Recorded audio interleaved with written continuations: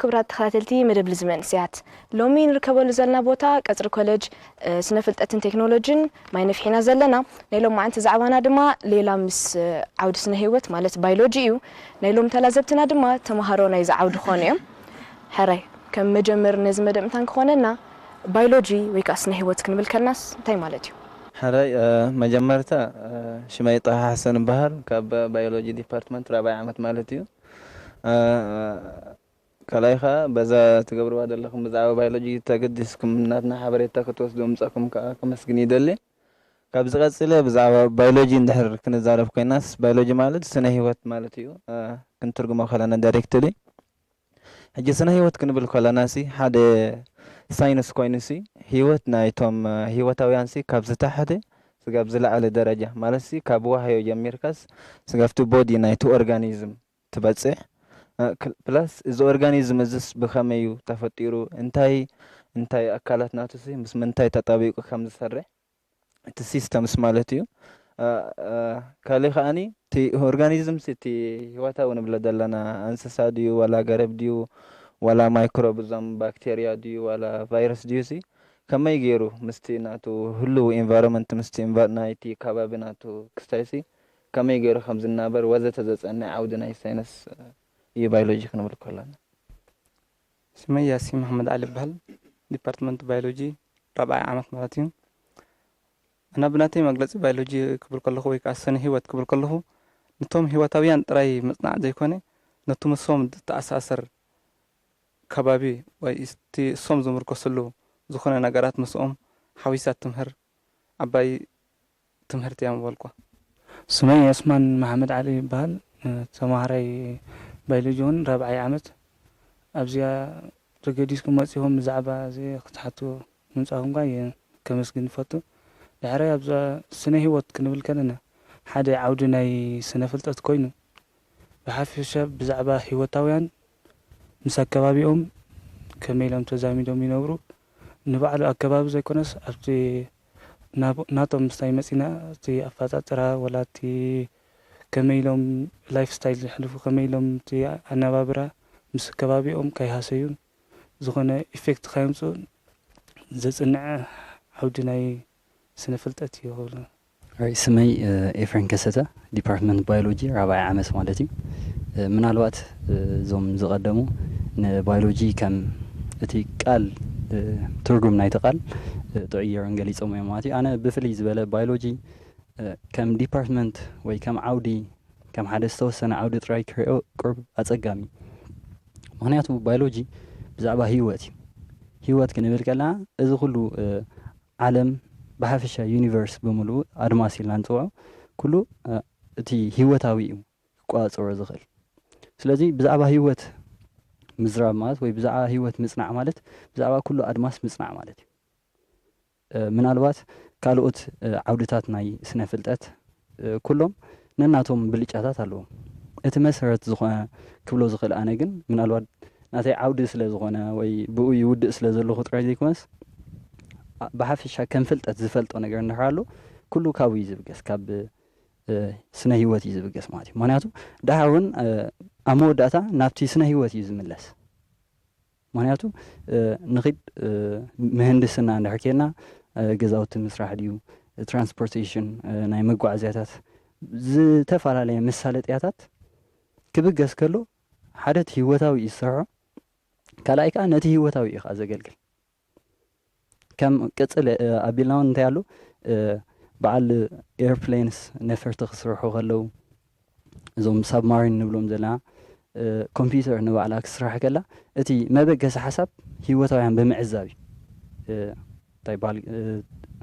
መፂ ዘሎ ማለት እዩ ስለዚ መሰረቱ መን እዩ እቲ ህይወታዊ እዚ ባዮሎጂ ምጽናዕ ማለት ንኻልኦት ዓውድታት ምናልባት ኣብቲ ናቶም ስራሕ ኣዚና እኳ ክንስራሕ ተዘይከኣልና መበገሲ ናይቲ ኩሉ ነገራት ግን ካብ ስነ ህይወት እዩ ማለት እዩ ባዮሎጂ ንብል ከለና እዚ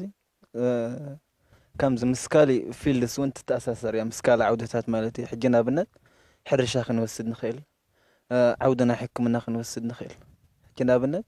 ሓደ ባዮሎጂ ዝመሃር ተማሃራይሲ ምስቲ ሓደ ሕክምና ዝመሃር ተማሃራይሲ እቲ ዝወስዶ ክስታይሲ እቲ ትምህርቲሲ ሓደ እዩ ሓደ ሓኪምሲ ኣብቲ ስራሕናትስ ብዛዕባ መጀመርታሲ እቲ ነቲ ስነ ህይወታዊ ዝኾነ ፍጡር ኣጽኒዑ ሽዑ ኣብኡ እዩ ከማን ክስታይ ዝገብር እንደ ሓደ ዶክተር ሲ ንሕር መርፊ ክወግድ እንድሕር ኮይኑሲ ናይቲ ማስል ኮንሰፕት ወይ ናይቲ መርፊ ዝወግኣሉ ስፔሲፊክ ክስታይ ቦታ ከዓ ክፈልጥ ኣለዎ እዚ ሕጂ ሓደ ፓርቲ ናይቲ ህይወታዊ ማለት እዩ ካልካ ምስ ሕርሻ ሕጂ ንኣብነት ባዮሎጂ ንወስደን ክስታይ ኣለዋ ብዛዕባ እንስሳታት ነጸንዕ ብዛዕባ ኣግራብ ነጸንዕ ኣብ ባዮሎጂ እዚ ከዓ ምስቲ ክስታይ ምስቲ ናይ ሕርሻ ዓውዲ ሞር ክስታይ ኣለዎ ቅርርብ ኣለዎ ማለት እዩ ኢንዳይሬክትሊ ባዮሎጂ ተጸንዕ ከለኻሲ ንሕርሻ እውን ተጽንዖ ኣለኻ ንኣብነት ንሕርሻ ዘጸንዕ ሕጂ ምስ ፔስትስ ንብሎ ሕጂ ፔስት ኮንትሮል ገለመለ ንብሎ ኣለና ከምዚ ናይ ኣንበጣ ድዩ ዋላ ገለመለ ድዩ ንኣግሪካልቸር ክስታይ ዝገብር ንሕርሻ ዘጠቅዕሲ ኣብ ባዮሎጂ ተጽንዖ ኢካ ከመይ ጌርካ ኢካ ነዚ በዓል ኣንበጣ ዝምስል ዋላ እዚ ፔስትስ ንብሎ ዘለና ሰብ ሓፈሻሲ ከመይ ጌርካ ኢካ ንዕኡ ተቐጻጺርካ ኢካ ሓደ ዕዉት እቶት ወይ ፕሮዳክት ክትረክብ ትኽእል ኣብ ኣግሪካልቸር እዚ ከዓ ባዮሎጂ እውን ይጽናዕ እዩ እዚ ሕጂ ባዮሎጂ ክተጸንዕ ከለኻስ ጥራሕ እቲ ባዮሎጂ ሕጂ ከም ንእሽተይ ዲፓርትመንት ጌርና ንወስዳ እምበር ማራ ፋሕ ዝበለት እያ ሕጂ ማሪን ኣሎ ማሪን ኩሉ ብባዮሎጂ እዩ መብዛሕትኡ እቲ ማሪን ዝበሃል ንሕና ሕጂ ኣብዚ ባዮሎጂ እዚ ኣብዚ ከባቢ ዘሎ ኣግራብ ወይ ኣብዚ ከባቢ ዘሎ እንስሳታት ጥራይ ኣይኮነን ባዮሎጂ ተጸንዕ ማለት እዩ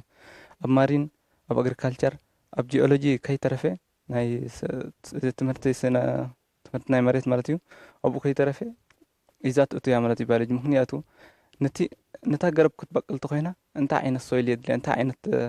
ሓመድ የድልያ እዚ ኣቀዲምና እቲ ኣቀዲምካ ትወስዶ እቲ ኣቀዲምካ ትመሃሮ ትምህርቲ እዩ ስለዚስ ካብቲ ካልእ ዲፓርትመንትታት ወይ ካብቲ ካልእ ሞያታት እቲ ባዮሎጂ ቀንዲ ገፋሕ ዘብላስ ኣብ ኩሉ እናእተወት እቲ ቤዚክ ወይ ከዓ እቲ መሰረታዊ ነገር ስለ ዝኾነት ከዓ ነገራት ከዓ ኩሉ ካብኣ ስለ ዝብገስ ኩሉ ብኣ ኣቢሉ እዩ እቲ ትምህርቲ ፋሕ ዝብል ማለት እዩ ሕጂ ናይ ጂኦሎጂ ተመጺናስ ኣብ ኩል ብዙሕ ዘራኽበና ኣሎ ብፎሲል ናይ ኢቮሉሽን ንብሎ ኮርስ ኣሎ እሱ ሕጂ ምስ ናይ ጂኦሎጂ ንብሎ ወይ ከዓ ኢርት ሳይንስ ንብሎ ምስኡ ብብዙሕ ዘራኽበና ኣሎ እዚ ሕጂ እታ ኮምፕሊት ንሪኣ ዲፓርትመንት ጂኦሎጂ ማለት እዩ ምስ ናይ በዓል ኣግሪካልቸር ክንብል ከለና እሞ ኣግሪካልቸር ንባዕላ ካብ ባዮሎጂ ዝመጻት እያ ማለት እዩ ዝወጻት እያ ኣግሪካልቸር እቲ ዝሳትምሃሮ እቲ ሶይል እቲ ፕላንት እቲ ኣግራብን እንስሳታትን ማለት እዩ ሕጂ ንሕና ከዓ ኣብዚ ባዮሎጂ ኮይንና ኣብቲ ናይ ኣግሪካልቸርን ናይ ማሪን ባዮሎጂ ብምምሃርና ጥራይ ጽቡቕ ክንሰርሕ ንኽእል ኢና እዚ ክንገልጾ ጸናሕና ብዛዕባ ምስ ስነ ፍልጠት ኣብኡ ከለና ከይወፃና ካብታ ሳይንስ ትብል እንድዩ ምስ ሶሻል ሳይንስ ወይ ምስቲ ማሕበራዊ ህይወት ኣብ ዝኣተናሉ ከዓ ምናልባት ኣብዚ ዘለናዮ ሌቨል እቲ ቀንዲ ኣገዳሲ ኮይኑ ዝስማዓና ኣነ ምናልባት ዲፕ ኣይንኣቱና ብሶሻል ሳይንስ ግን ኢኮኖሚ ሕጂ ባዮሎጂ ኣብ ኢኮኖሚ እንድሕር ኣቲናዮ ኣዝዩ ዓብ ተራ ፃወት እዩ ብፍላይ ከዓ ኣብ ዘለናዮ ግዜ ሕጂ ቅድሚ ሕጂ እንታይ ነይሩ ንኣብነት እዚ ከባቢና ብፍላይ ኣብ ሃገርና እቲ ወዲ ሰብ ዝካየደሉ ዓይነት ኣመራርሓ ህይወት ናይ ሕርሻ ህይወት እዩ ማለት እዩ ስለዚ ኣብ ሕርሻ እንታይ ተራ ኣለዎ ባዮሎጂ እንድሕር ኢልና ጀነቲክ ኢንጂነሪንግ ዝበሃል ዲፓርትመንት ኣለና ሕጂ ዕላማ ናይ ኢኮኖሚ እንታይ እዩ እቶት ብኸመይ ተዕቢ እዩ ሕጂ ሜይቢ ምስ ዘለናዮ ከባቢ ዝናብ ብዙሕ ኣይኮነን ስለዚ ምስ ኔቸር ክንበኣስ ኣይንኽእልና ዝናብ ክንውስኽ ኣይከኣለና እዩ ንሕና ክንገብሮ ንኽእል ባዮሎጂካሊ ማለት እዩ እንታይ እዩ ነቲ ዘሎ ዓይነት ኣትክልቲ ንዕኡ ሞዲፋይ ወይ መምሕያሽ ንገብረሉ ማለት እዩ በቲ ጀነቲክ ኢንጂነሪንግ በቲ ናቱ ኣቃውማ ናይ ህይወት ኣቲና ነመሓይሾ ማለት እዩ በዚ ከዓ ዝበለፀ እቶት ክንረክብ ንኽእል ማለት እዩ ስለዚ እዚ ብፍላይ ከም ኤርትራውያን ማለት እዩ ኣብ ሃገርና ክንሰርሓሉ ንኽእል ነገር እዩ ማለት እዩ ስለዚ ባዮሎጂስ ኣገዳስነት ኣለዎ ኣብ ዓድና እውን ንምባል ካልእ እውን እዚ ናይ ባህሪ ነገር ማለት እዩ ዓሳታት ብምግፋፍ ብዙሕ ነገር ይርከብ እዩ ማለት እዩ ስለዚ ምንጭ መግቢ እዩ ባህር ንዓና ግን ዓሳታት ኣለዉ ተባሂሎም እንድሕር ስኢሎም ይግፈፉ ኣለዉ ንመጻኢ ዘይክህልው ይኽእሉ እዮም ምክንያቱ ብዘይ ዓቐን እንድሕር ትወስዶ ኮንካስ ንፅባሕ እንድዒ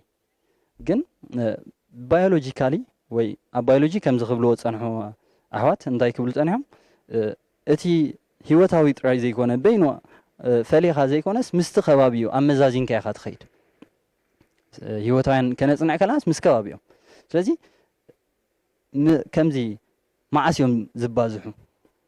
ወይ ክንደይ ዓቐን እንተጉዲልካ ኣለዎም እዮም ኣብቲ ውሑስ ቁፅሪ ክቕፅሉ ዝኽእሉ ምክንያቱ እሶም ክባዝሑ እዮም ግን እቲ ንሶም ዝባዝሕዎ ዓቕሚ እቲ ንስኻ ትገፎ ዓቕሚ እንድሕር ዘይራኸብ ኮይኑ ትገፎ ዓቕሚ እንድሕር በዝሕ ኮይኑ ኣብ መወዳእታ ክፀንቱ እዮም ማለት እዩ ሽዑ መግቢ እውን የለን ውሕስነት መግቢ የለን ስለዚ ክንደይ ብዝሕ እንድሕር ተገፊፎም እዮም ኣብ ሓደጋ ዘየእቱ ንመፃኢ ውሑስ ክኸውን ዝኽእል እዚ ዘፅንዕ እውን መን ኢኮሎጂ ናይ ኣብ ትሕቲ ባዮሎጂ ኢኮሎጂ ዝበሃል ዲፓርትመንት ኣለና ማለት እዩ ስለዚ እዝን ካልእን ኣመዛዚና ኣነ ሕጂ ዋላ ኣብ ሶሻል ሳይንስ ሜቢ ኣይራኸብን እዩ ባዮሎጂን ሶሻል ሳይንስን እዚ ጠቕላላ ዝራኸብ ኮይኑ ኣይስምዖን እዩ ገሊኡ ሰብ ግን ፎር ሹር ባዮሎጂ ኢቨን ኣብ ሶሻል ሳይንስ ኣትዩ ዓብይ ተራ ዝፃወት ዲፓርትመንት እዩ ስለዚ እዝን ካልእን ኣጠቃሊለ ከም ሓንቲ ዓውዲ ጥራይ ክንሓስባስ ቁርብ ኣፀጋሚ እዩ ክብል ዘኽኣለኒ ማለት እዩ ኤፋር ክብሎ ፀንሐ ኣብዛ ናይ ሶሻል ሳይንስ ባዮሎጂስ ከም ሓደ ዓብይ ዓውዲ ኣብ ናይ ለው ማለት እዩ ሕጂ ክኣቱ ይኽእል እዩ ብኸመይ እዚ ፊንገር ፕሪንት ወይ ከዓ እዚ ናይ ፓተርኒቲ ገለ ዝበሃል ምሻለ ሕጂ ኣብዚ ሕጂ ተረቂቕዎ ዘሎ እዚ ዓለም በፂሓቶ ዘላ ኩነሲ ብዙሕ ናይ ገበናትን ናይ ዘየድሊ ነገራት ወይ ናይ ምትላል ገለ ብብዙሕ እዩ ዝረአ ሕጂ ነዚ እንድሕር ብጭቡጥ ክትሕዞ ወይ ገለ ክትገብር ተኾንካ እዚ ካብ ባዮሎጂ እስታይ ከድልየካ እዩ ማለት እዩ ብራንችስ ከድልዮ እዚ ናይ በዓል ብዛዕባ ፊንገር ፕሪንት እዚ ፊንገር ፕሪንት ሕጂ ከምዚ ናይ ንኣብነት ገለ ገበን ዝሰርሕ ሓደ ክስወር ይኽእል ወይ ናብ ዝኾነ ክኸይድ ይኽእል ማለት እዩ ድሕሪ ክንደይ ዓመታት ሕጂ ኣሎ ኣብ ምስ ሚድያ ገለ ዘምፅዎ ኣለዋ ሕጂ ብዙሕ ዓመታት ተኣሲሮም ፀንሑ እሞ ዳሕራይ ነፃ ልቀቑ እዚ ብምንታይ በዚ ፊንገር ፕሪንት ማለት እዩ ነፍሲ ወከፍ ኣብዚ 7 ቢልዮን ተሃልዮም ሕጂ በዓል ኩሉ ነናቱ ስታይ ኣለዎ ማለት እዩ ክልተ ሰባሲ ሓደ ክመፅኡ ይኽእል ማለት ኩሉ ኣብ ዓለም ሙሉእ ዘሎ ነናቱ ስታይ ኣለዎ ማለት እዩ ፊንገር ፕሪንት ኣሎ ሕጂ ብከምዚ ፍታሕ የምፅእ ኣለዎ ማለት እዩ ኣብቲ ሎም ካልእ ከዓ እዚ ናይ ዓመፅ ዋላ ሕጂ ንኣብነት ናይ ፓተርኒቲ ሕጂ ወይ ይዕምፅ እሞ ሓደ ሰብ ኣይውሉደይን ወይ ኢሉ ይኸድዕ ማለት እዩ ሕጂ ነዚ ክትረኽቦ ተኮይንካ ባዮሎጂ ግድን ከድልየካ ማለት እዩ እዚ ከዓ እቲ ዲኤንኤ ወሲድካ ወይ ገለ ግድን ናይ ካብቲ ቦኻ ወይ ካብ ኣዲኻ ከምኡ ስለ ዝኸይድ ጀነቲክስ ማለት እዩ ሕጂ ካብኡ ወሲድካ ከተረጋግፅ ትኽእል ኢኻ ማለት እዩ ሕጂ ኣብ ፍትሒ ኣብ ምንጋሲ ዓብ ተራ ኣለዎ ማለት እዩ ስነ ህይወት ሕጂ ባዮሎጂ ስኒ مش ኣብ ኩሉ ዓይነት ህይወት مش ኣብ ኩሉ ዓንድና ንገብሮስ ምትእስሳር ኣሎ ኣብ ሕርሻ ኮይኑ ኣብ ዝኾነ ኮይኑ ገለ ከምዚ ሓድሽ ነገር ዘይኮነስ ዝነበረ ነገር እዩ مش ወዲ ሰብ ዘላቶ مش ቀንዲ ናይ ወዲ ሰብ ዘላቶ ኳሊቲ ክትመን ትኽእልሲ ህይወት እያ مش ህይወት ሓለፋ ኩሉ እያ ባዮሎጂ ከዓ እንታይ እዩ ነቲ ህይወት ሲ እንታይ መቅሮ ብዛዕባ ብኸመይ ንነብር ኣለና ስለምንታይ ንነብር ኣለና ንዑ ንምኽንያት እምበር እቲ ባዮሎጂስ ዘሎ ቀዋም ነገር እዩ መፅናዕቲ ዘይኮነስ مش ከም መፅናዕቲ ንላዕሊ ዝኸይድ ነገር እዩ ሕጂ ንኣብነት ባዮሎጂ ምስ ድራግ ፕሮዳክሽን ወይ ከዓ ከምዚ ምስ ናይ ሕክምና ክነተኣሳስር ምስ ፋርማኮሎጂ ንኣብነት ሕጂ ንኣብነት ሓደ ሰብ ድራግ እንድሕር ወይ ከዓ እንድሕር መድሃኒት ፕሮዲስ ክገብር እንተኮይኑሲ እቲ መድሃኒት ፕሮዲስ ነገብርሲ ኣትሊስት እንታይ ክፈልጥ ኣሎ ብዛዕባ እቲ ኣንፃሩ መድሃኒት ዝሰርሕ ዘሎ ባእታ ፍልጠት ክህልዎ ኣሎ እዚ ከዓ እንታይ እዩ ክንብል ንኽእል ኣካል ናይ ባዮሎጂ ንኣብነት ቫይረስ ክንወስድ ንኽእል ቫይረስ ንብሎ ኣብ ዓውዲ ቫይሮሎጂ ዝበሃል ኮርስ ኣለና ሓደ ሙሉእ ሴሚስተር ንወስዶ እዚ ኮርስ እዚ ባክቴሪዮሎጂ ወይ ከዓ ከምዚ ብዛዕባ ባክቴርያ ዘፀንዕ ኮርስ ኣሎ ማይክሮባዮሎጂ ዝብል ኮርስ ኣለና ሙሉእ ያኒ ናይ ሓደ 4 ወርሒ ንመሃሮ ኮርስ እዚ ሕጂ ኣብዚ እንታይ ኢና ንወስድ እቶም ዲዘስ እቲ ዝተፈላለዩ ሕማማት ከምፁልና ዝኽእሉ ማይክሮብሲ ብምልኦም ንመሃሮም ኢና ንኣብነት ሕጂ ኢንፍሉዌንዛ እንድሕር ወሲድና ሓደ ቫይረስ እዩ ንኢንፍሉዌንዛስ መድሃኒት ፕሮዲስ ክትገብር እንድሕር ኮንካሲ ብዛዕባ እቲ ኢንፍሉዌንዛ እቲ ከመይ እቲ ጀነራል እቲ ፎርም ናቱ እቲ ቅርፂ ናቱ ከመይ ገይሩ እዩ ንሓደ ሰብሲ كتقع خلسي إذا سأبينا خنصنع نخيل أبايولوجينا خنصنع نخيل سلازي إندايركت لابزي أنت أنا خنبل نخيل حجي بايولوجي مدهانيت بروديوس نخدقبر سحقاسي كنبل نخيل ما حجي ناوناتكم ولقاو تمكرو خملس مجمرتا قمنا بزي عودي مصنباركمن بدحريون زلكم الرأي بايولوجي كم يتلويتو حجي إفريم بال شماي مالتي 3 عامتين حجي أبتي عودي ناي سنة هيوت نبلارنا قدم مئتوين دحر مئتوين مالني جيتا سنة هيوت كلنا دين فلت مالتا أيكونن قن فلتينا حجي أنا دوس غلا أنت كم دلو أطرح حنت سنة هيوت سي حنت خم ديكون أطرح ترى عبيد نقدر فلتكو مالتي كما خبلكم كل حجي نعمل سنة هيوتي لس أبسط طرح ديكون سي كابتن دودو فطرات جميركا كسبتم دعابي مالت كسب قالوا دبال نابنت ولا تخلق يترفسي تخلقن أنا خم فطر ديكونس تتخيلوا دخي طرح كم زي تطويل دلو طرح رجيس يرحل في نوركسي قال لنا جر كم دلو ولا كم زي مش تأميتيز يتأسس كم دخون كمسو فلت كيلا مالتي أبدخون السرجيس هيوتا ولا بلدخون سي يملكتن مغانو كستاي نقبر خير مالتي حجي تفلتات ناتي ندعبي خير كله وي أبتا ديبارتمنت وي أبتا عودي ندغط صلك خير كله سي مساي بوزح النجارات تأساسور أو هيوتايسي ولا بزار ناي شوشة ناي معبرة هيوت قلد بالكماس كم دلوه بقى سنة هيوت سلستمهاركسي أبتي هيوت كم دلوه زيادة فليت مالتي أنا بوجناي قدمي نبذة عود زي أمتاوي نبيولوجي كم سبجكت إن شاء الله كم تصنعوا تنببوا مزحف كم يزفلتا أبيولوجي آتي مجمعك أدخله نقعد تريني كم زمش جس بقى كابلو من دارس تمرتي نخود تري آتي شعو أبو مساعدة كل نجرسم سفتن جاي دن أبو مساعدة بدحرو كم زي سباقي ناي بيولوجي غينا عينت ولا أب جزاسي زقنت نجرت العلمش أساس مس بيولوجي خطا حزا جميع مغنياتو ناي بحكي هيوت ناسي كم زغبلوت أنا عاوناي من الوقت أبزي كم زي مغنيات نمتقلو إذن من تاي كوينو قال نبل نخون نبر أبتي جزانا زلنا هيوت بمولو بيولوجي ولا أبزكن ماركلا حجي كابتن هاي جزانا ينا نبقس بزح نجر كاب جزانا ولا كل سبز فلتوس سوا أنا أمنت بيولوجي سون بعده من الوقت أبوتاتنا عديتاتنا بمصنعتي أي كايرو نمبر بيولوجي سو بروسس ناي بيولوجي هجي كله أب هيوتنا زلوس بقى مستي نمهار زلا عودة سلا زت أساسر أبزي ديبارتمنت هرمتاوي كم زغبلوت أنا حدا معلتي حدا سبسي بزعبا قرب ستايلكم انتاي مو قلب لاني شعو حانت استمارنا يا بزعبا انا يقرب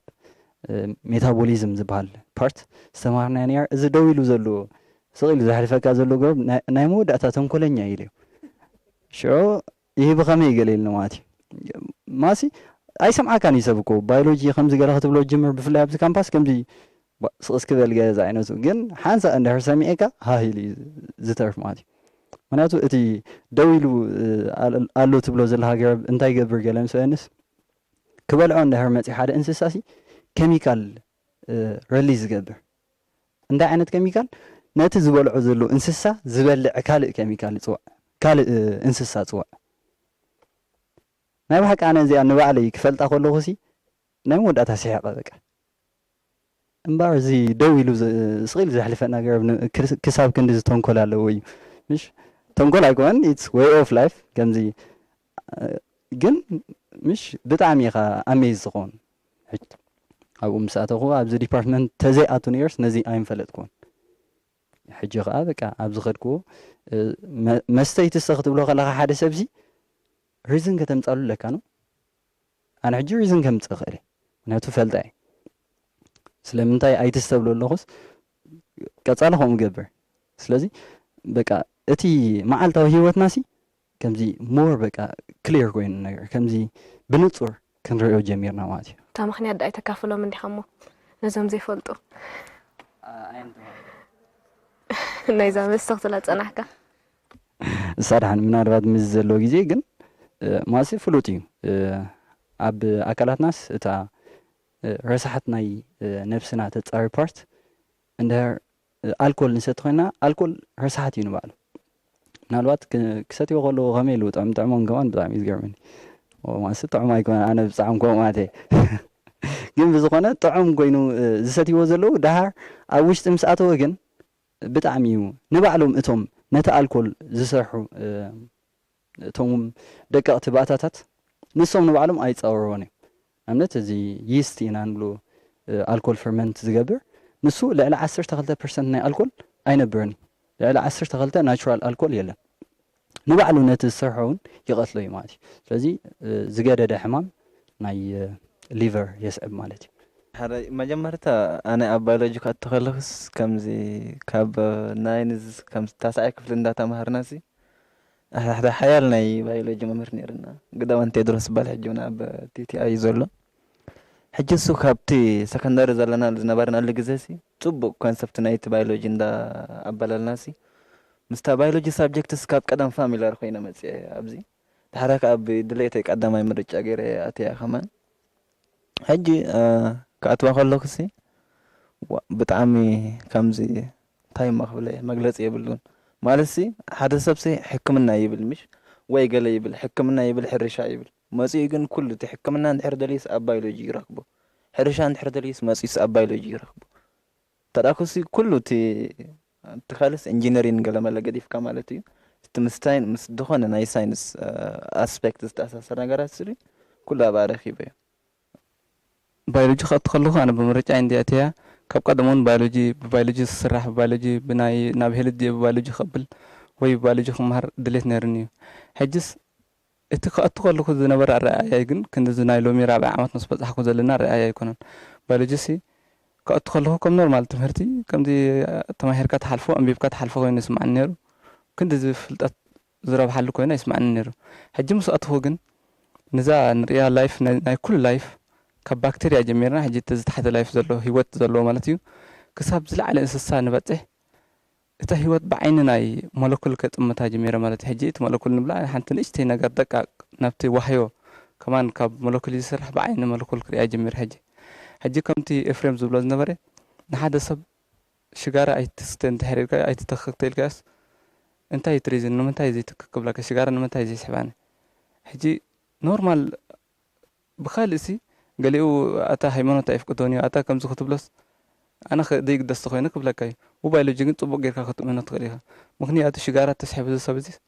أتدم ناتو بمول يبلاش له أف شجارة للأربع أنكل تنزخونا كيميكال صلوا الصوم كان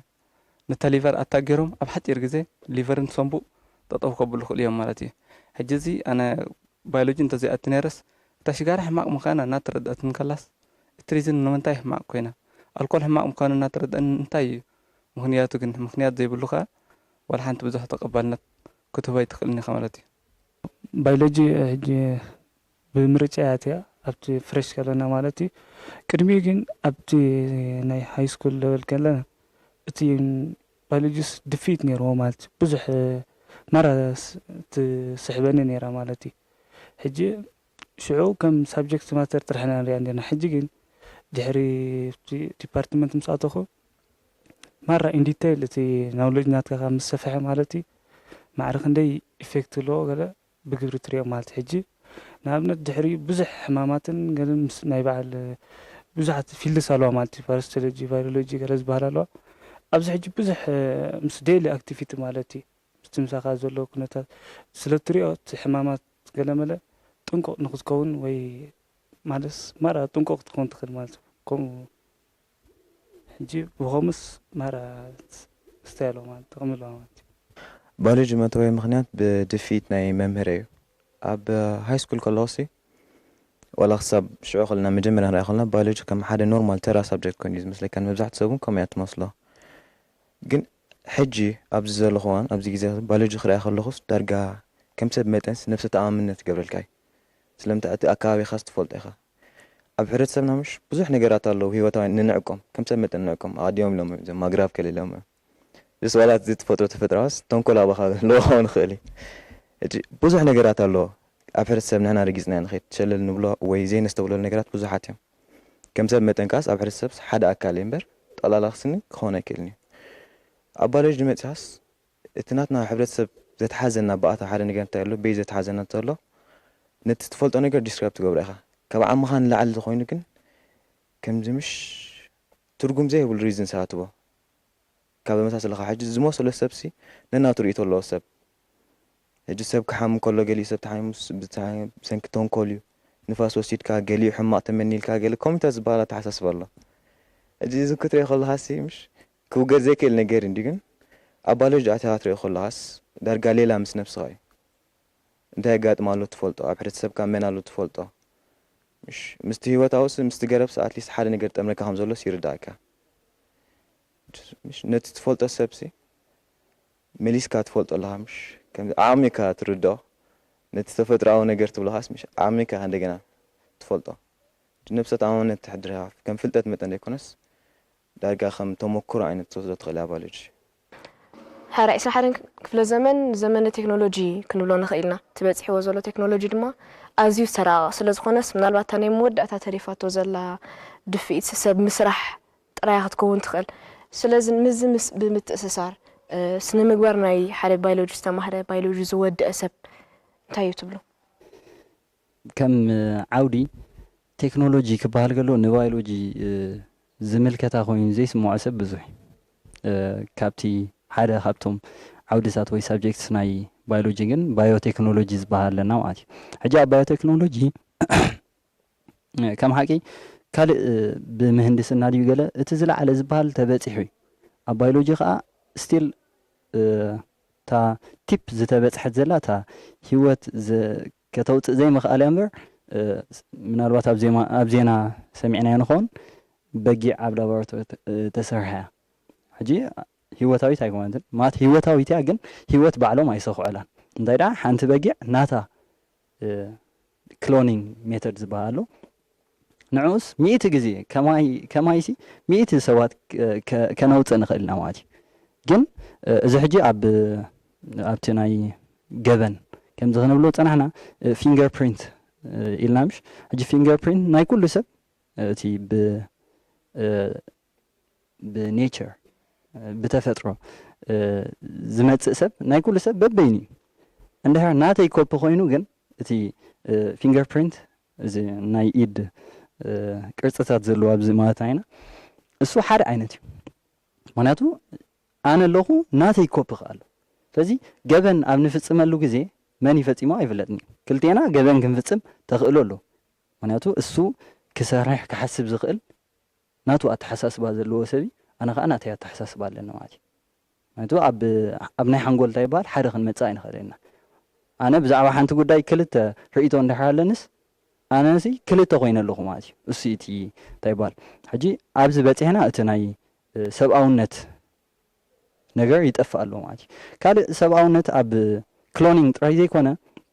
ወላ ንምፃእ እሞ ኣነስ ሓንቲ መፅናዕቲ ከካይድ ደልየ ሓንቲ መፅናዕቲ ከካይድ ደልየ ሕጂ እንታይ ኢና ንገብር ንሰብ ንኣብነት ሜዲሲን መድሃኒት ኣብ ምውፃእ ንሰብ ዝጠቅም መድሃኒት እንድሕር ነውፅእ ኣለና ኤክስትራክት ንገብር እንዳሃለና ክንፍትን ከለና ኣብቲ ጀነቲካሊ ናብ ሰብ ቀረባ ዝኾነ እንስሳ ኢና ንፍትኖ ኣብነት ከም በዓል ህበይ ንኣብነት ሕጂ ህበይ ኣብቲ ጅን ናቱ ዝተመሳሳለ እዩ ምስ ናይ ሰብ ሕጂ ኣብኡ ኢና ንፍትኖ ግን ኣነ ሂወት ከድሕን እንድሕር ሂወት ናይ 50 ዝኾኑ ኣህባይ እንድሕር ፅይቕ ኣለኹ ሂወት እያ ናይ ሰብ ሂወት እዩ ኢቨን ናይ ገረብ ሂወት እዩ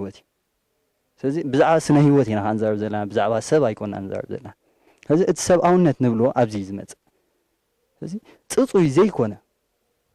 ማለት ኣብ ፐርፌክሽን ዘየምፃኻዮ ኩሉ ግዜ ፐርፌክት ነገር ምፅእ ኢልካ ኣይተምፃእን ኢኻ ግን ኣትሊስት 50 ኣህባይ ፈቲኑ ዘምፃእ ሰብ ኣሉ ክልተ ፈቲኑ እውን ዘምፅእ ሰብ ኣሉ እዚ ሕጂ ኣብቲ ሰብኣውነት ክንመፅእ ክንክእል ኣለና ምክንያቱ ሂወት ከተድሕን እዛ ዓለም እዚኣ ንኩልና ሓደ እያ ትብፅሓና ምናልባት ሰብ ነዛ ዓለም እዚኣ ተቋፃፂርዎ ኣሎ ግን እቶም ሂወታውያን ከዓ ልክዕ ከማና ካብዛ ዓለም እዚኣ እዮም እዚ ቦታ ይግብኦም እዩ ንዕኦም ስለዚ እቲ ጉዳይ ሰብኣውን ኣብ ሰብ ኣይፍተንኒ ኣብ ሰብ ምናልባት ገበኒ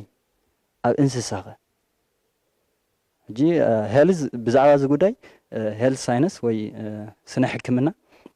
ብዛዕባ እዚ ጉዳይ ብዙሕ ዝግደስሉ ኮይና ይስማዓኒ ምክንያቱ ዕላምኦም ኣብ ሰብ እዩ ምናልባት ቬተርናሪ እንዳሓለዉ ከዓ እንዳይ ከም ባዮሎጂ ግን ንሕና ባዮሎጂ ህይወት ክሳብ ስለ ዝኾነ ኢቨን ኣግራብ ክዓንዉ ከለዉ ክስማዓና ክኽእል ኣለዎ ማለት እዩ ኣነ ሕጂ ከምኡ እዩ ዝስማዓኒ ኣነ ድዱዕ ክቐትል ኣይክእልኒ ሕጂ ናይ ባሓቂ ምክንያቱ ካብ ክቐትሎ ቀሊዕ ኣገለ ዘይፈልጦ ቦታ ከእትዎ ከማን ሕሸኒ ሕጂ እቲ ሰብኣውነት በቃ ህይወት ንብል ክሳብ ዝሃለና ህይወት ዘለዎ ብምሉኡ ክቡር እዩ ማለት እዩ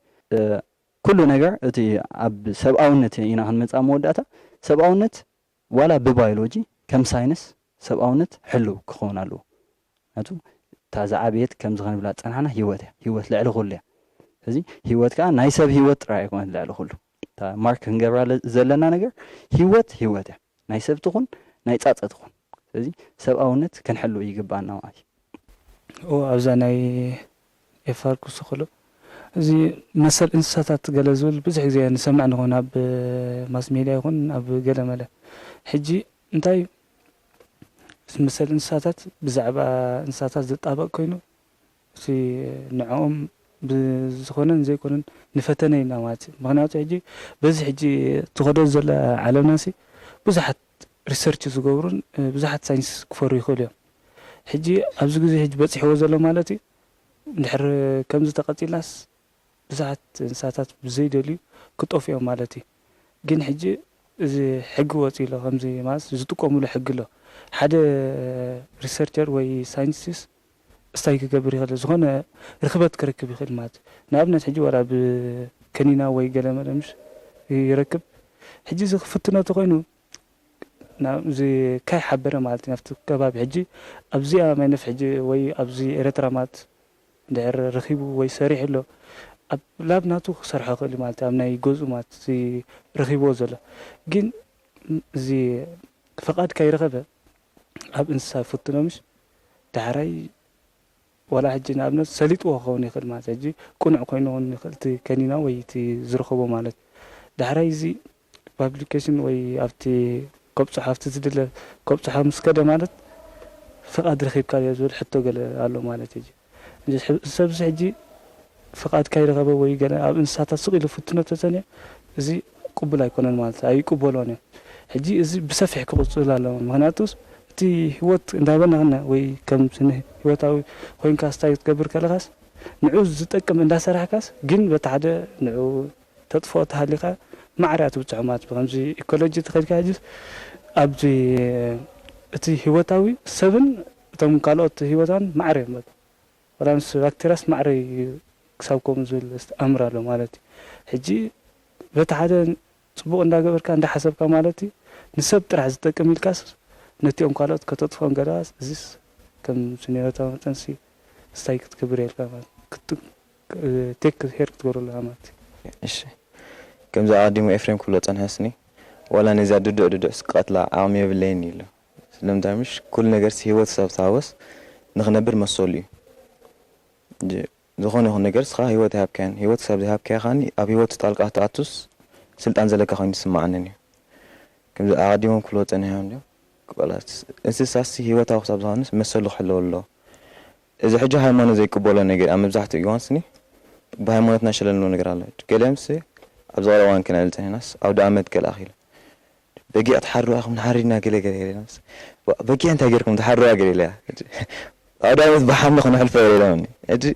ካልኦት ተሓሳስባ እንዲ ግንሲ እዚ ሰብና ሕጂ ኣብ ምዕባለ ዘለውን ሰብ ክሰርሕ ቀሊል እዩ ተፈቲኑ እዩ ድሮኹማን ግን ሕጂ ሕሰብ ከምቲ ኣቐዲሙ ዝበሎስኒ ንሓደ ህይወት ዘለዎ ነገር ህይወቱ ክትወስዳ ስልጣን የብልካን ንሓደ ህይወት ዘይብሉ ነገር ከህይወት ክትቦ ትኽእል ዶ እቲ ሕቶስ ንሱ እዩ ህይወት ክንቀዝፍ ኣይንኽእል ኢና ምሽ ስልጣን የብልናን ህይወት ክንህብከ ፍቓድ ኣለና ድዩ እቲ ናይ ሕብረተሰብ ኣተሓሳስባስ ከምኡ እዩ ዘሎ እዛ ናይ ህይወት ጉዳይ ናይ ክሎኒንስኒ ብሳይንስ ክትሪኣ ከላ ቀሊል ነገር እዩ ከምዚ ክፍፀም ዝኽእል ነገር እዩ ኣብ ሕብረተሰብ መፂኻ ተሪእኽያ ግን ከምዚ ዘይቅቡል ነገር እዩ ኣንጻር ሃይማኖት እዩ ዝኸይድ ነገር እዩ ጅምሽ ሓደ ጊላስኒ ብክልተ ጌቶት ክምራሕ ኣይክእልኒ حنت جزاد ما خلت رأس خلوا أكلني زي قداي زي أنا هم زمسلني أما نزعز فتح عندي وي حبرت سب كسعري وي ساينس كسعري كوما أنا تقداي أنا أبوز خلتها هذا يزلم ما أنت سجبرنا يولزب ليلا مس سخاتكم تمهر له عودي سنة هوت ويكا بيولوجي نيرو